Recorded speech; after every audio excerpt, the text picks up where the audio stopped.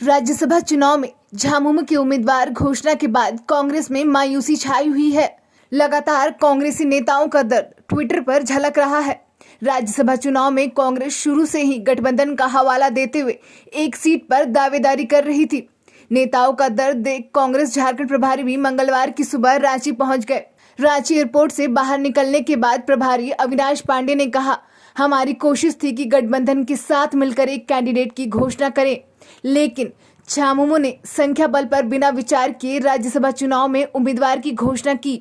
अविनाश पांडे ने यह भी कहा कि झामुमो अकेले 27 की संख्या पर सरकार नहीं चला सकती है और न ही कांग्रेस 17 पर।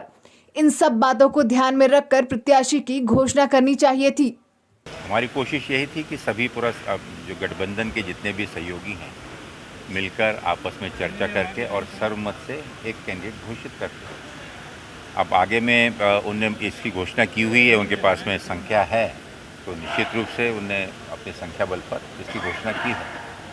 कांग्रेस के पास का कहना ये था कि इस बार कांग्रेस को मौका मिले और गठबंधन की ओर से कांग्रेस का प्रत्याशी हो। यही सत्य है।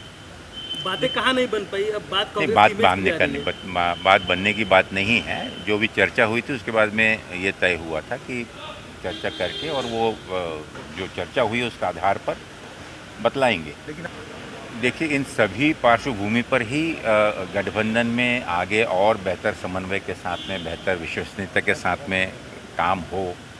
और गठबंधन तो होता ही इसलिए है कि जब सरकार में ना ही एक संख्या पर ना वो सरकार चला सकते हैं, ना 17 की संख्या पर हम सरकार चला सकते हैं। जब गाड़ी साथ में चलती है तो ज़रूरी होता है कि आपस में एक दूसरे का हाथ पकड़कर हम चलें। अब आगे में आज सभी हमारे विधायकगण से, वरिष्ठ नेताओं से सबसे चर्चा करके, कल हमारी कार्यशाला भी है, संगठन के कार्यक्रम भी हैं, सबसे बात करेंगे और कोशिश होगी कि माननीय मुख्यमंत्री बतलाएं कि आगे कैसे चलना है। रांची से न्यूज़ विंग के लिए अलीशा रानी की रिपोर्ट।